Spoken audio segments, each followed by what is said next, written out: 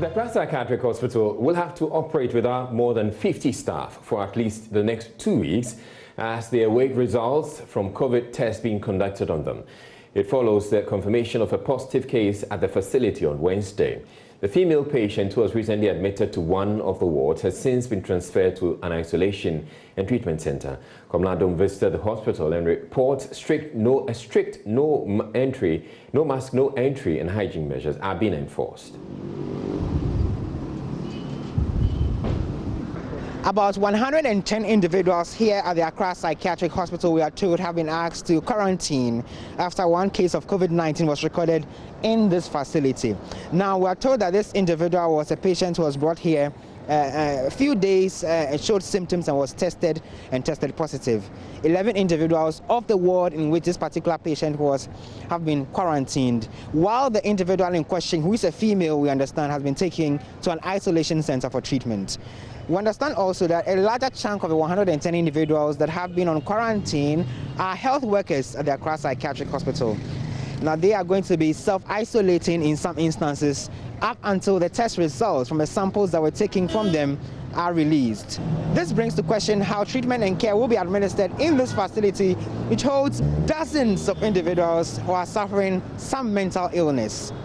Now, Chief Executive of the Mental Health Authority, Accra, has been detailing to us how this particular person who tested positive for COVID was rejected from the isolation center, and it took the intervention from authorities at the Health Ministry to get her admitted into care.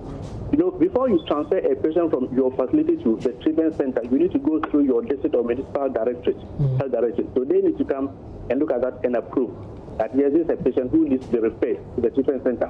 So when they were invited, they came, they said no, because the patient is a psychiatric patient and they can't handle the patient there.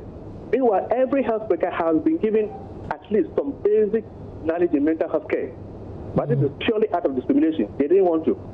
And eventually, we needed to seek the intervention of the Chief Director or the Minister of Health before eventually the patient was admitted to the treatment center. Therefore, the patients on the ward. So now the ward itself has had to be declared as an isolation ward. You can't bring any patients there. Now, when you come here to the Accra Psychiatric Hospital today, you'll find some notices posted in front of a building. So no mask, no entry is one of the notices you find there. Also, you can see the coronavirus alerts, screening ongoing.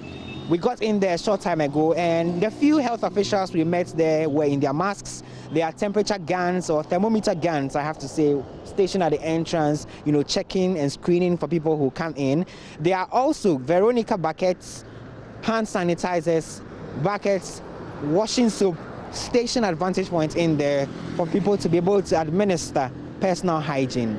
So that is the situation here at the Accra Psychiatric Hospital as we speak. The question many people are asking is, how will treatment be administered to the rest of the inmates here at the moment, following the confirmation of one case of COVID-19 here? Meanwhile, the director in charge of persons with disability at the Human Rights Watch has shown interest in the matter. Shantha Rao Bariga wants healthcare workers to stop discriminating when administering treatment to people who are mentally ill and infected with COVID-19. I think it's incredibly important that there be no discrimination against anyone with a mental health condition or psychosocial disability. The fact that the treatment center initially refused her is blatant discrimination, and that can no longer take place. And we hope that she and any other patients that who have COVID who come forward, who may also happen to have a psychosocial disability or a mental health condition, that they're also treated the same way anyone else is. They should be given the care and the medication and the support that they need, and that might include support related to their mental health condition, and that might relate to what they might need to address COVID. But both of those issues should be addressed without any discrimination.